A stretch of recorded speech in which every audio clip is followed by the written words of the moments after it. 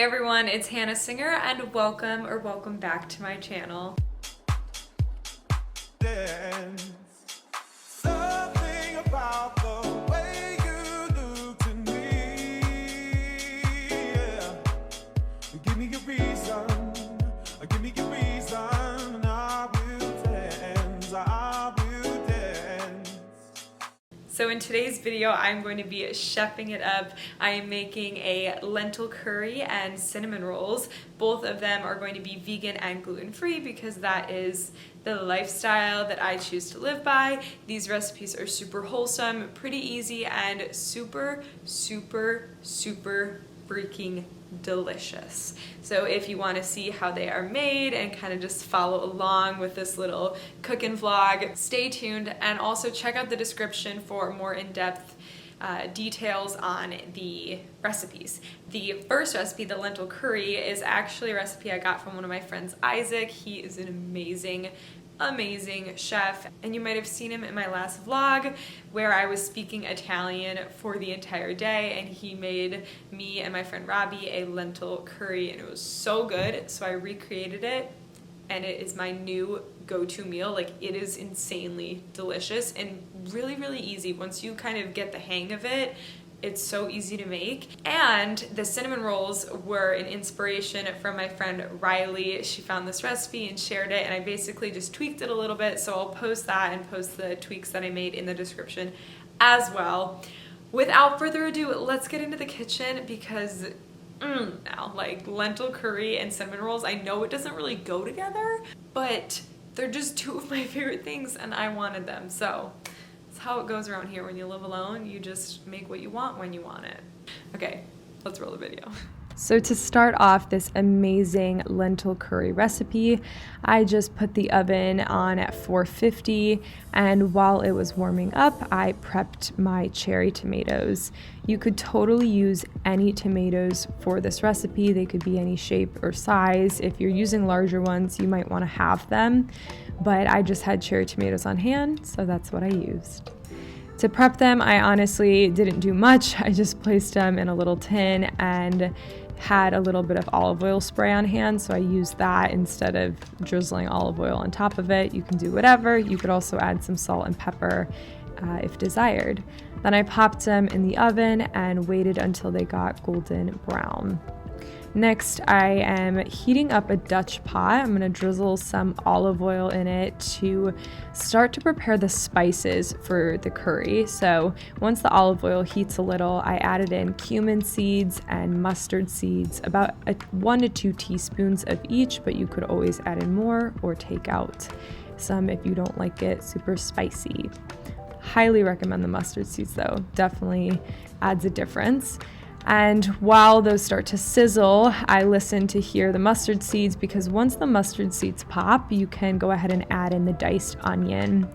And I tried to dice my onion as fine as possible since it is more of like a stew type dish. You want the onions to be diced pretty thinly. And then as the onions were cooking, I waited until they became translucent to add in the rest of these spices so that they were cooked all the way through. Then I added in some minced ginger as well as minced garlic, about 1 inch of ginger and 3 garlic cloves. But again, you could always change it up and make it fit your preferences. Mix that around, and then I went ahead and added in curry powder as well as garam masala powder and mixed that with the rest of the onions and spices. And once that's mixed well, you can go ahead and add in a cup of lentils and a can of coconut milk. So I just add them in at the same time and give them a nice stir, as well as I fill up the coconut milk can with some water and pour that in as well. It's a nice way to use all of the coconut milk that's in the can, as well as add in water for the lentils to cook. I checked the tomatoes but decided that they weren't done yet, so put them in for a little bit longer because I wanted them to be a little bit more burnt on the top. And then you can kind of play the waiting game here. So I just was stirring around the lentils until they started boiling, and then I turned down the heat to a simmer and allowed the lentils to really absorb the water. It might take like 20 to 30 minutes. This curry smells so freaking good.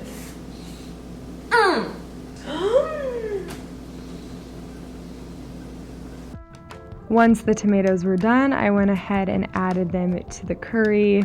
The lentils were pretty thick too, so it was the perfect time to add them in. Gave that a nice stir and let it simmer again for about 40 more minutes so that it thickened up just a bit more, because I like my curry a little bit thicker.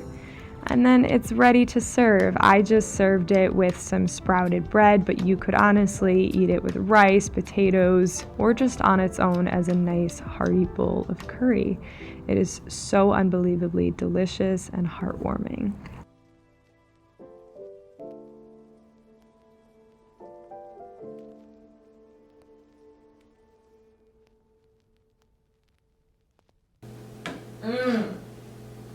Oh my gosh. It's literally so good. And the tomatoes just add like a whole new element. I love comforting, hearty, warm meals. The seasonings just make it so good. And I'm digging the bread. I'm gonna go turn the oven on to 350 to get ready for the cinnamon rolls. The cinnamon roll recipe is from Make It Dairy Free. I'm gonna test it out, see how it goes. It's vegan and gluten-free, and I'm using homemade butter, which you can make super easily. You could just search up a recipe, but mine is from Max Lamana's cookbook. I haven't made gluten-free cinnamon rolls. I've only made gluten-full cinnamon rolls, so I'm excited. Being gluten-free is making me have to expand my abilities.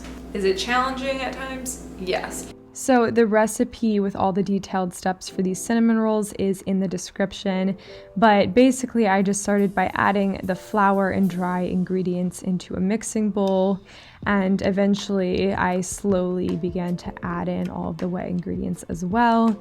You could separate them first if you desire, but it's honestly not necessary.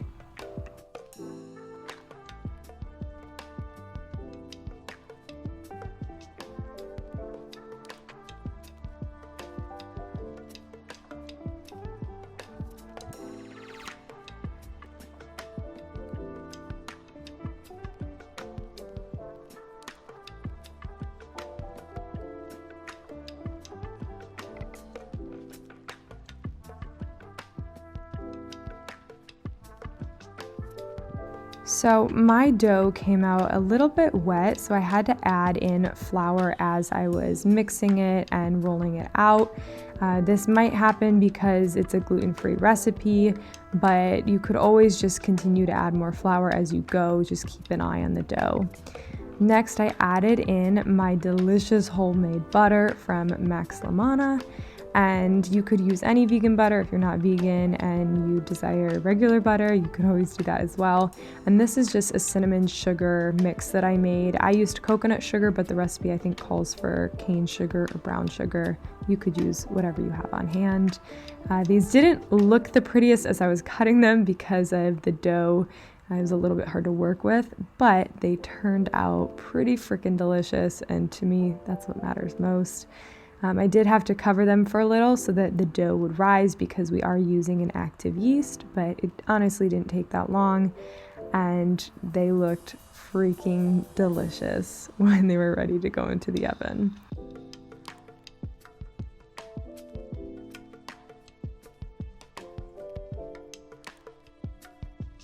Outfit change because I'm gonna teach yoga and I can't do that in jean shorts. Ready for the frosting. So I just followed what the recipe called for the frosting. It was just some plant milk and powdered sugar, but you could do a cashew-based frosting or you could use any frosting that you desire. No frosting also works, or just powdered sugar. But I highly, highly recommend the glaze because it turned out so amazing.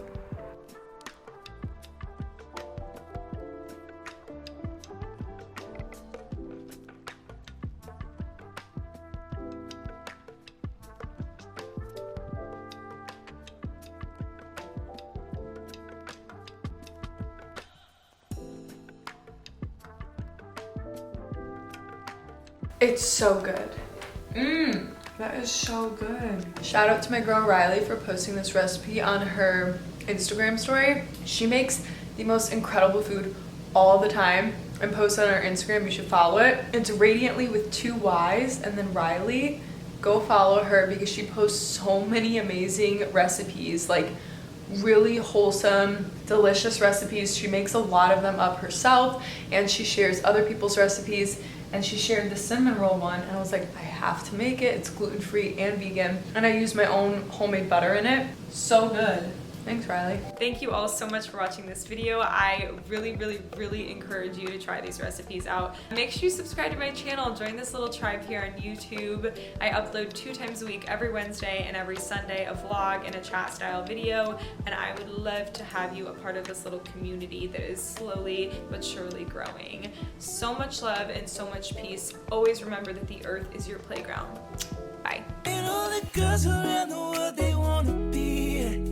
And all the dudes are trying to score like it's fever. She lives a double life, puts on a show. What's under the subtle smile, we'll never know. She's a Mona Lisa. Everyone's lining up to see her. There must be something about her features. You'll find her beauty goes much deeper once you get to meet her.